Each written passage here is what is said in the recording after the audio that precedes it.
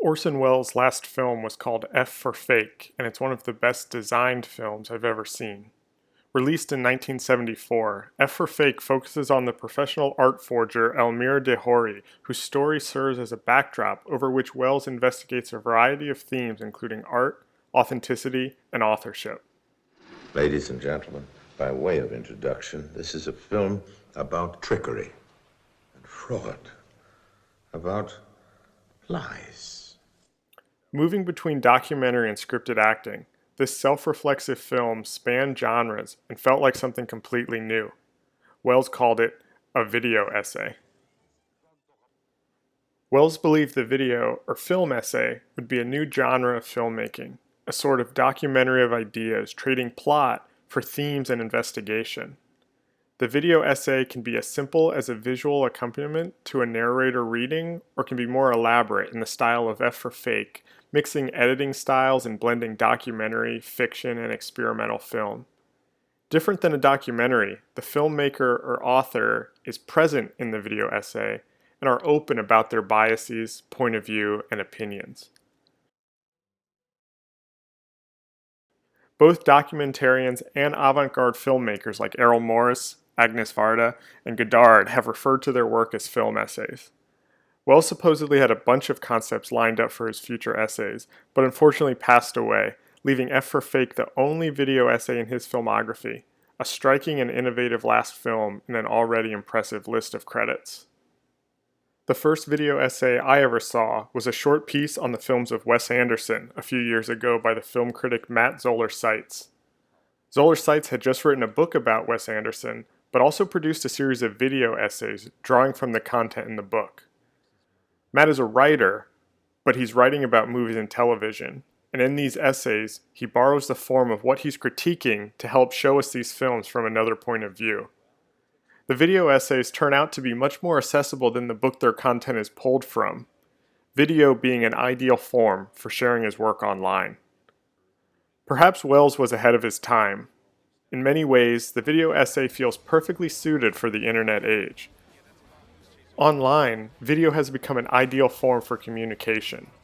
TED Talks and cat videos spread through social media, teenagers become stars on YouTube, and online publications are building out entire teams to produce video content about current events. The editor and filmmaker Tony Zhu more recently brought the video essay as film criticism to a larger audience with his series Every Frame a Painting. Hi, my name is Tony, and this is Every Frame a Painting, where I analyze film form. In short, well-written and produced videos posted on YouTube, Tony goes deep on various aspects of filmmaking, from on-screen graphics to movement to the horizontal pan. He even did a short essay on F for Fake. F for fake. F for fake. F for fake. Tony's series features short video essays that range in length from 3 to 10 minutes and help critique, teach, and popularize high cinema. It's inspiring to see how he uses the video essay to make people think about films in new ways. Thelonious Monk famously said that writing about music is like dancing about architecture. As a critic, this quote has always stuck with me. He was saying, I think, that using one medium, one form, to talk about another always feels a bit removed. I spend a lot of time thinking and writing about design, using words and language and sentences to describe something that is inherently visual. Something that has to be looked at and experienced can be a challenge. I'm a critic, but I'm also a designer, so I'm inherently interested in form. My career has been spent creating containers for content and studying the relationship between the two. I've begun to wonder if the video essay, now widely used by film critics online, could also be a format for a new type of design criticism. Designers have long seen video as an ideal format for communicating ideas, and I think the best examples of video essays from designers come from Charles and Ray Eames. Perhaps living in Southern California and right outside Los Angeles, after the Eames caught the film bug, they went on to produce over 100 films over the course of their career. In one interview, Charles said, "They are just an attempt at getting across an idea." They began with short films introducing their new designs, short commercials of sorts about a new piece of furniture. Their film ambitions grew quickly with their first full-length film, Rough Sketch for a Sample Lesson for a Hypothetical Course, in 1953. The film is a video essay in the truest sense, a lecture of sorts that includes pictures, texts, graphics, and sounds. Following this, they started making educational short films for companies like IBM and MIT to communicate quick ideas on technology and communication. They made a communications primer, which explained information flow, and then an introduction to feedback, which explained cybernetics using video footage of boats, children, and clowns. In an article about the couple's film output, The Guardian called the Eames work idea films, and it's clear they are thinking of the production and presentation as an essay.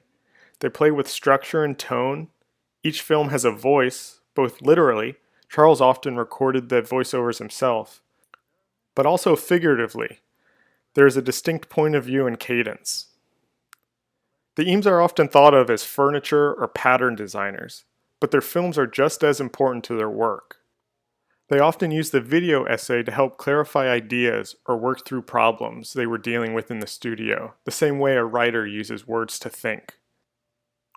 The Eames did this so well because they used their strengths in design to examine and critique the subjects that were interesting to them.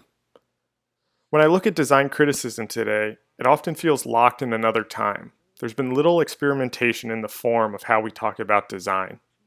In the late 1990s, a group of designers attempted to canonize a bunch of essays in the Looking Closer series, and today there are countless books and design blogs that discuss graphic design. Some larger publications have produced smaller video essays, like this one from Stephen Heller on Olympic logos. The 20th century was the age of the brand, and the Olympics have been no exception.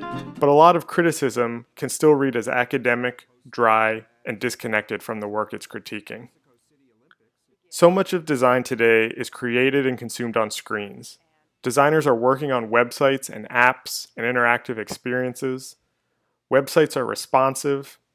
More and more identity systems are becoming flexible. Movement is becoming another tool that the designer can use.